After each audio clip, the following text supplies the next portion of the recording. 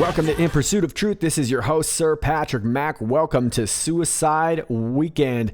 We are talking about one Q post today and a whole bunch of numbers. John, did you see my video yesterday? Yeah. Okay. Whole bunch of numbers, huh? Yeah. Yeah, look, don't feel bad. I didn't understand those numbers either. I know you can only count to 20. You're way better than my other guy. He was terrible. So don't worry. I brought in a whole numbers team. But first, let's cover this post. August 26th. Post 1932, 46 minutes after the hour of 10 a.m. Eastern Standard Time. Q says, Suicide Weekend, hands up. And then we have 30 in brackets. Looks like a 28-second mark in brackets. Impossible. Coincidence. We are in control. Big week ahead. Q. Well, I don't know about all that suicide stuff, but let's talk a little bit about the death of John McCain. I'm not going to go way into John McCain himself. I'm most certainly not going to eulogize him, but let's talk about his death a little bit. I want to take you to this graphic here, and let's look up at the upper right corner here. This post 1649 from back in June 30th. And Q is responding to an Anon who says, please do not let No Name off the hook. And for those of you who are new, No Name is John McCain. He is a disgrace to veterans across this country and needs to be held accountable. And Q says, think Supreme Court vote to confirm coming.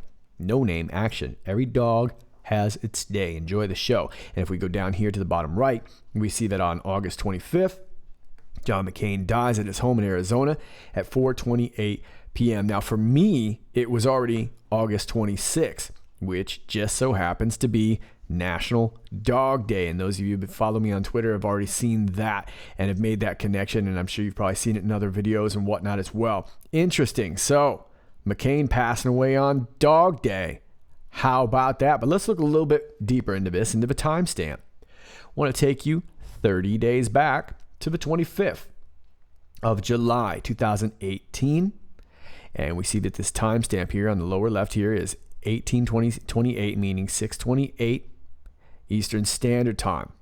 Well, John McCain died at 4:28 p.m. in Arizona. That would be Mountain Time. So if you add 2 hours to Eastern Standard Time, you have 6:28, 18:28, 6:28 p.m. So Q had this time down to the minute. Now let's take you over to this graphic here. We're going to compare a couple of these posts with the Q clock, which is on the right side here. But let's start in the upper left corner. Post 1706 once again from July 25th, and we follow the red line to the corresponding date, July 25th, and we follow it to the mirror side over here of the clock, which takes us to the date, August 24th. Follow that line over to the CBS headline here from August 24th. John McCain announces discontinuing medical treatment for brain cancer, family says. And in that post 1706, Q had said No Name returning to the headlines. So we got that spot on. And then over here in the upper right corner, we see a past post from June 18th, post 1555, No Name absent and near. And this Anon is pointing out that 49 minutes after the hour of 7 p.m. Eastern Standard Time would mirror it to the date 8/23, just the day before McCain's big announcement. So it looks like Q called this all along. And remember, we are watching a movie, folks. We're watching a lot of it play out. And Q always tells us future proves past. I have a feeling that much of the story has already been written and now is just simply being performed. Let's take you back to the Q post and read it from bottom to top. Big week ahead. We are in control. Coincidence? Impossible. 28 minutes, 30 days. Hands up. And that's in regards to the picture with his hands up. Suicide Weekend. So what do you think, folks? There's a lot of different theories floating around right now. Some people think that he indeed may have suicided himself. That seems to be what Q might be implying here. There are some people that think he might not be dead at all. Maybe he's flipped. Maybe he's in Gitmo.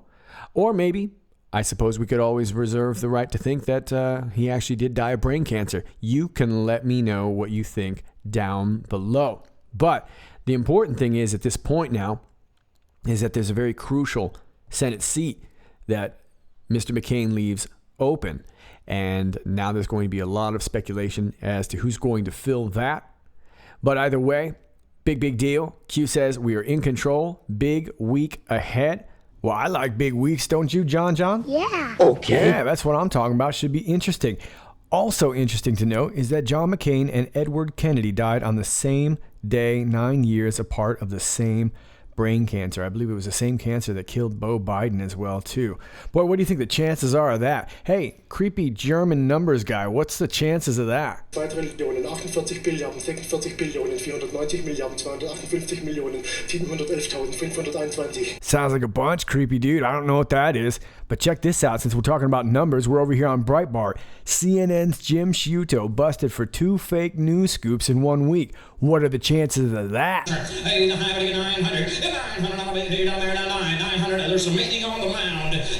Yeah, those are also really crazy odds that I don't understand. CNN's Jim Shinoda has had 2 big scoops debunked as very fake news in just 1 week. I understand that. Shinoda, CNN's chief national security correspondent, joined the far-left network after serving Barack Obama's White House for a few years.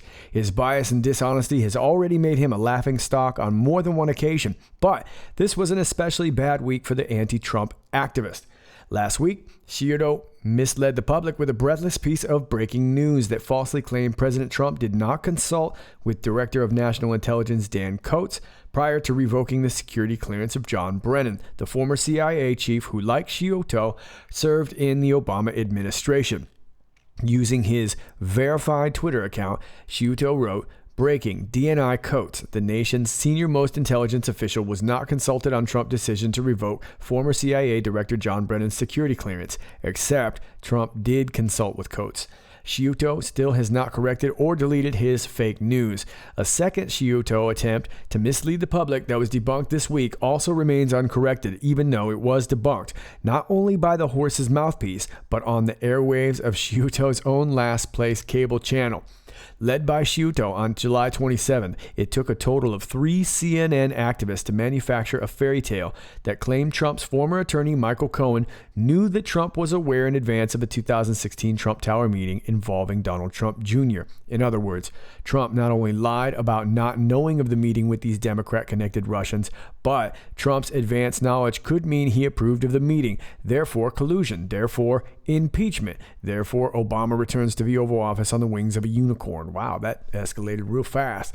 There is just one problem with Shinoda and companies reporting. None of it is true. And none of it is true according to Cohen's own mouthpiece, Lanny Davis, who debunked Shinoda's fake news during a Wednesday night appearance with CNN's Anderson Cooper.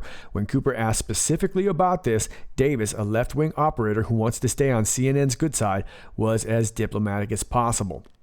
Well, I think the reporting of this story got mixed up. In the course of a criminal investigation, we were not the source of this story. In the course of a criminal investigation, the advice we were given, those of us dealing with the media, is that we could not do anything other than stay silent. Anderson Cooper says, so Michael Cohen does not have information that President Trump knew about the meeting with the Russians either beforehand or immediately after? Davis says, no, he does not. And that sound you just heard was yet another piece of CNN's anti-Trump propaganda going down in flames. Naturally, though, CNN has neither updated or corrected Shinoda's very fake news. All right, well, just another example of fake failing CNN. Last place cable channel. Hey, I want to name a couple shows that are beating CNN in primetime right now. Mountain Men. Ancient Aliens, Home and Gardens. Come on, admit it, you love it. Jim Shinoda, look at me. If you were a professional, this wouldn't happen to you, but you weren't. You weren't a pro. And if you were a pro, you know what you'd be? You'd be a pro Shinoda. Yep, that's a true story. We're moving on. Let's talk a few more numbers. I'm going to take you back to the New York Times, May 17th, 2017. Once again, that's May 17th, 2017. Robert Mueller is named special counsel for Russia investigation. All right, and we also know that by February of 2018, he had hired 17 lawyers, and President Trump has been bringing that up as of late as well too.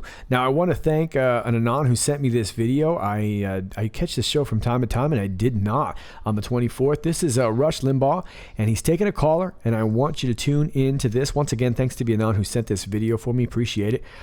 Give us a listen real quick.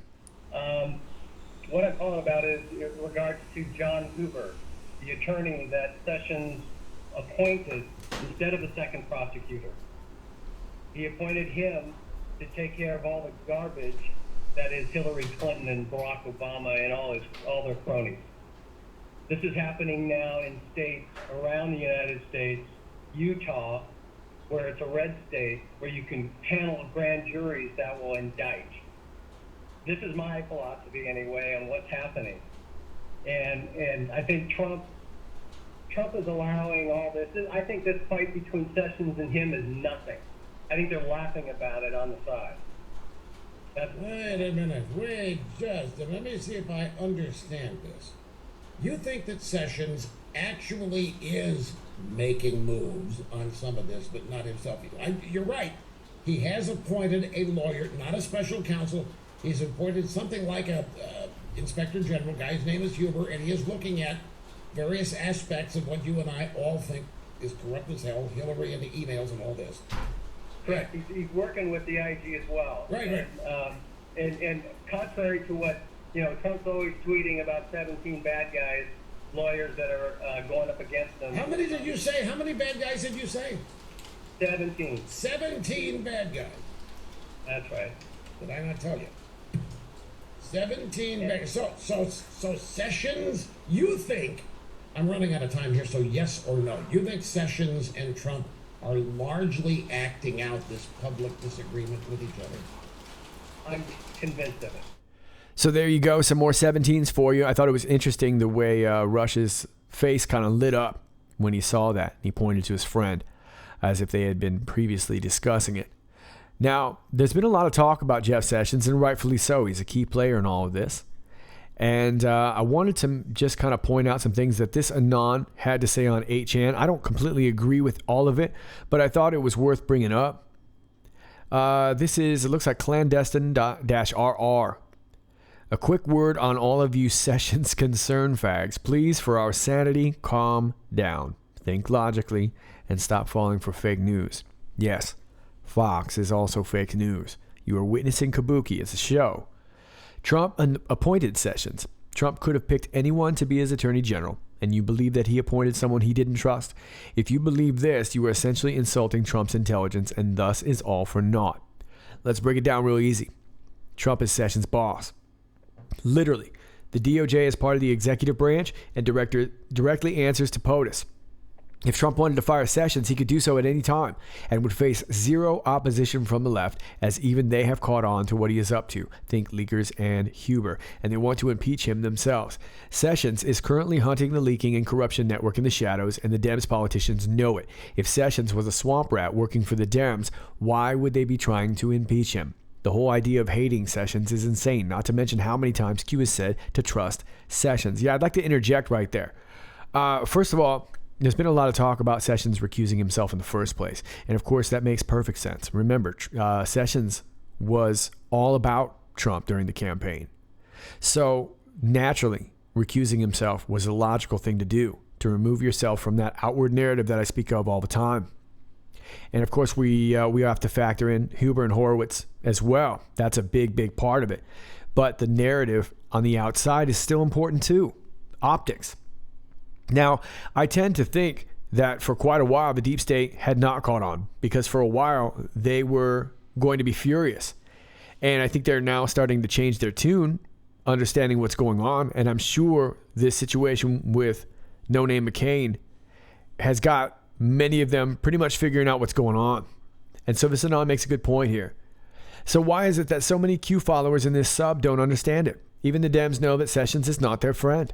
Sessions has publicly stated twice that he hired U.S. Attorney John Huber to look into malfeasance into the FBI. Don't believe me? Here's an article from the fake news Washington Post, and there's a link there. Believing in Fox fake news is the reason you are in your current situation of hating Sessions. Still don't believe me? Let's listen to it come from Sessions' mouth as it starts at 25 seconds, and then there's a YouTube link there. And this was an interview that he did where he kind of lit up when he was talking about it. So now that you cannot deny that Huber is really tasked to hunt down malfeasance in the FBI, which we've shown already, and Sessions has been looking into the FISA abuse and leakers, what is it that you dislike about Sessions? Because Trump tweeted some negative things about Sessions? That's all misdirection to make the left think that Trump and the DOJ are two separate entities. This is simply untrue. POTUS meets with Rod Rosenstein. Yes, Rod Rowe is a white hat / gray hat. I would say pretty gray, but gray. And Jeff Sessions just about every day that POTUS is in Washington. They are his appointees. Anything that he wanted to tell Sessions, he can tell him personally. So if Trump actually had any issues with Sessions, why would he put them on blast on Twitter? It's about optics. This is a great point. And George Webb reported earlier this week that he had seen Jeff Sessions leaving the DOJ to go visit the White House. Sessions, Rosenstein, Wray, Pompeo, who is Kansas, Huber and Mueller are all hunting the deep state actors. Trump merely pretends to dislike these men publicly to create the illusion of distance. Then behind closed doors, they are all working together. Trump and company, military intelligence, and NSA are pulling all the strings. We have all the pieces in place. The corruption cannot hide. The only thing left is getting the public to accept what is about to transpire: high-level arrests and actual treason and sedition. When Q says trust the plan, this is what he is talking about. The plan is to get the people on the left to like the guys who will be taking the cabal down. We need the public to accept this result so there are no uprising. Millions of people's lives are at stake. And I'd like to comment right there real quick. Yeah, treason and sedition, big deal. And it's going to be a real hard time getting to sell that because we already know that the whole FISA thing fell apart and nobody's paying attention. I think sedition will come first. I think we have to see it go through the media. I think we have to watch the media completely demolish themselves. And I think some of them are complicit at this point in being part of their own takedown. I think that's part of some of their bargains. And I think that a lot of them made deals. That's why we see these Shuto stories and things like that. They're shooting themselves in the foot. Now, some of them are doing it to protect their ass, but I think some of them are literally part of their own takedown. That's just my own feeling about that. And this is going to be really hard to get people to accept this, obviously. But if they accept that from the media first, then we can get to the bigger things like treason, which will make more sense. And I have a feeling that will be part 2 of the trilogy, if you will. Now, when Q says trust the plan, this is what he's talking about. The plan is to get the people on the left to like the guys who will be taking the cabal down. We need the public to accept this result so that there are no uprisings. Millions of people's lives are at stake. Exactly. This is a big deal. People are getting really, really riled up over this. And they have to be able to see the source of their anger get squelched before their anger can get squelched. Rounding up the bad guys was the easy part. A couple of executive orders, send in the SEALs. Not sure I completely disagree with how easy that was. We have the NSA and best intel on the planet. Our military is unmatched, and we have a real commander-in-chief who lets his boys get to work. Luckiest soldiers ever. Rock steady. Nobody can hide. I like that. But deprogramming decades of brainwashed citizens and telling them that everything they've been told is a lie, that's a different beast entirely. That's why you see Trump distancing himself from the DOJ and FBI via tweet, because we need the leftist sheeple to accept the result of the investigations that are going down right now. We need them to think that Trump is not pulling the strings. Yes, precisely. We need them to think Trump is a mindless oaf, getting abused by his own appointees and underlings. This is folly. Of course, it's so much easier to convince them of what they already believe, that Trump is a mindless oaf. It's easy to do that. That's what they already think. No problem. Keep doing that. In conclusion, it's really this simple. Do you trust Trump? If you do, then you know that he knew before coming into the campaign. Yes, look, at the very latest, Trump would have known when he met in Trump Towers with Admiral Rogers. That was November 17th, 2016. He would not appoint an insubordinate rogue, I think you mean to see rogue, not rouge, deep state actor into the head of his DOJ when he needs to hunt the corruption. Trump can fire Sessions at any time and continues to not. It's for a reason. Same thing with Rosenstein. Nobody's fired Rosenstein either. Trust the plan. Now look, I understand the idea, sometimes the words trust the plan can be very, very asinine, and I don't ask anybody to blindly trust anything. I think the only thing that we can do as citizens is be prepared to vote and to get all of that information out that pertains to voting, whether it's in your district, people that you want to support. Those are the things that we should be focusing on. Okay. Now, there's a lot of people that don't like Q, call Q a psyop and this and that. And a lot of them are Trump supporters. And I think that's a big reason why they think it's such a psyop, is because they think this takes away from our ability to be able to discern when we need to vote and who we need to vote for. I would disagree, but I do think that it's still important to pay attention to, because that's really the one thing that we can control, whatever's in our neighborhoods. We can control 5G towers going into our neighborhoods if we organize. We can control who we vote into office, especially on a local level, if we pay attention and we talk and we share information on that. And I think that a lot of people who fear the idea of Q that may support Trump or not think that that's what's so dangerous about the QAnon phenomenon, if you will. Now, I would fully disagree, but I do think that it's something that we should remember, because trusting the plan isn't just as simple as sitting down and eating your popcorn. Our president needs our help too. Our government needs our help. Our country needs our help. And so being involved, most people aren't usually as involved in midterms, particularly conservatives. And I think that needs to change. And I think if we can just keep mindful of that, we're going to be in really good shape. Let's move on. And finally, I'm going to leave you with this off the LA Times. Jacksonville shooting suspect identified as David Katz, gamer who had lost in Madden NFL tournament. And there's a little video here, and even though it's only 2 minutes, I'm only going to play you a few seconds because the LA Times will jump me for copyright in a second. So here we go. Rice down 7-0 after the first drive by True Boy.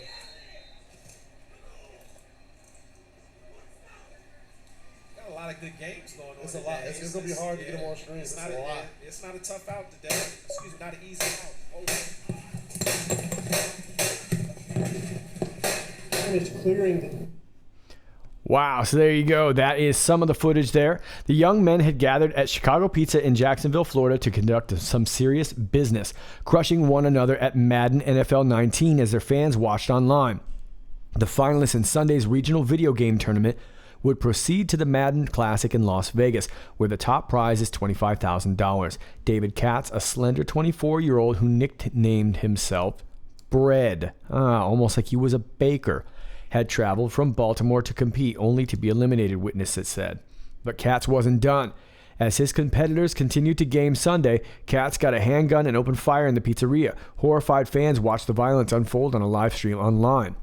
The shooter targeted a few people before killing himself, according to Stevie Jaworski, one of the gamers who took shelter in a bathroom. At the end of it, Katz and two of his competitors were dead, Elijah Clayton and Taylor Robinson, better known to their rivals and fans in the gaming world by the handles they adopted for the screen. R.I.P. to True Boy and Spot Me, Jaworski tweeted. This is the worst day of my life. Sunday's shooting was the latest in a tragic sequence for Florida, which was home to the Pulse nightclub shooting in Orlando in 2016 and the Marjorie Stoneman Douglas High School massacre in February. Florida Governor Rick Scott, whose office said he was headed to Jacksonville to meet with law enforcement officials about the shooting, tweeted that President Trump had offered any federal resources needed to respond. Each of the Florida tragedies invaded a corner of American culture that was supposed to be safe from mass violence. This time, the victims are gamers, and the city is Jacksonville. Jacksonville is mourning. Mayor Lenny Curry said, "We have faced an occurrence that is all too common." Now, let me just go on down here a little bit. The start of the shooting was captured on the live streaming network Twitch, which broadcasts footage of the restaurant and the game. A red laser dot can be seen on Clayton's sweater before the stream's video feed switched to a kickoff return. Then 11 gunshots can be heard as the video feed was quickly replaced by the message "controller disconnected." Clayton was on the 2012 football team at Chaminade High School in West Hills and played at Calabasas High School in 2013. All right, so we've got ourselves another crazy little story by another crazy incel kooker who can't get along with the Chads and Stacys. And now all of a sudden we've got a couple people dead in a very, very strange story. And let me just show you this picture of him here. And here he is, what looks to be accepting his award. And let's have a look at that jersey right there. What number is that jersey? Congrats to David Katz, the Madden 17 Bills champion winner. He won back in 2017. Thanks for following along, Bills fan. Look at him. He looks pumped, doesn't he? Yeah, he looks really stoked. Madden champ. He's like, this is all I got with some bunk-ass Bills jersey. The Bills don't win anything. So you can see what's going on.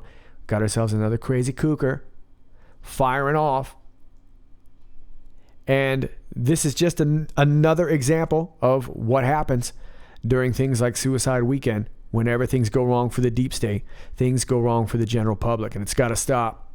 Now, I don't know too much about this David Katz yet. It looks like his Twitter profile was deleted. But as you can clearly see, he's wearing 17. The guy's wearing 71, which is backwards. So here we go. More number play here. All for a LARP, right? So there's so many weird things to take away from this. This dude, David Katz, who calls himself Bread, who calls themselves Bread when they're playing football. Bread is squishy. That's dumb. You don't want to be squishy when you're playing football. Butter. You want to be butter. You're slippery. Butter. Butter your bread. That's a dumb name. They're both dumb names. Anyway, the whole point is, and this guy was playing in Jacksonville, and they've had themselves a couple of shootings, yeah? Marjorie Stoneman Douglas, Pulse nightclub. And the winner of this was going to go on to the Classic. Would have been him going on to the Classic in Las Vegas. Had themselves a shooting there too.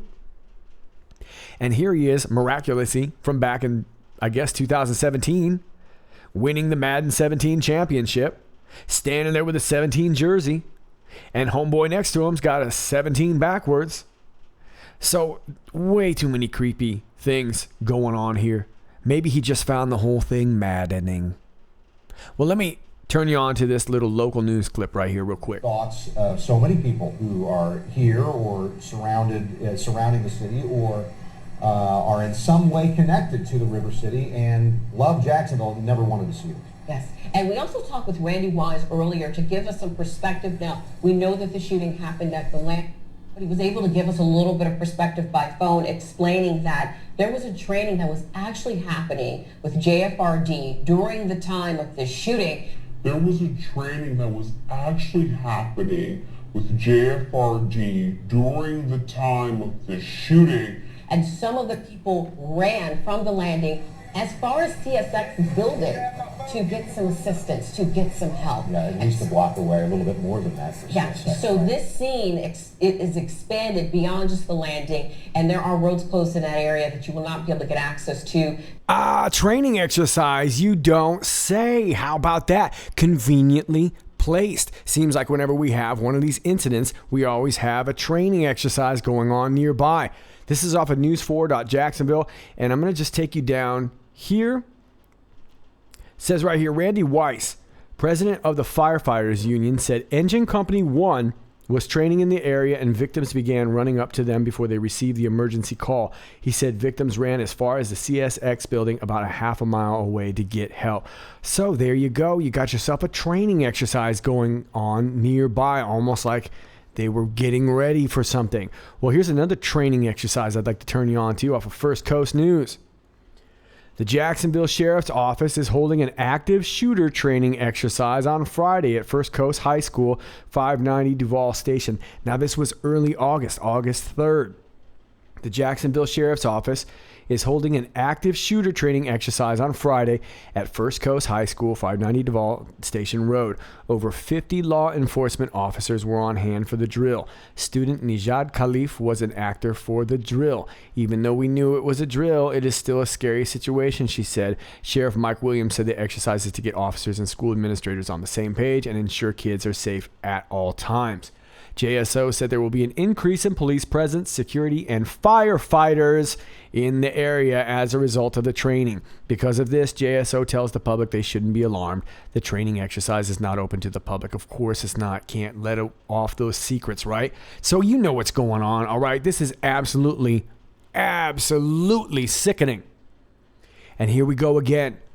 Another deep state grab for the guns. And that's exactly what they're doing all over Twitter right this moment. And it sucks to make this political because it looks to me like 2 young men are killed. And this is a terrible, terrible situation. And it looks to be like another MK Ultra type situation. That kid does not look stable by any means. And we're going to have to see how it plays out. As a matter of fact, I wouldn't be surprised by the time I'm uploading this video. A lot of you guys are probably getting breaking news on this. So if you guys want to share that with me, share it on Twitter. It's easier for me to read sometimes. But there you go. All right, kids. That's all I got for you. Those are your Q posts and some of your headlines. As always, if you like this video, please click like, share, and subscribe. It really helps me get this message out. Also, keep in mind that all my links are in the video description below to this video, as well as others, as well as to my my Gab, my BitChute, Real.Video, my Patreon link, my Twitter. All that stuff can be found down below.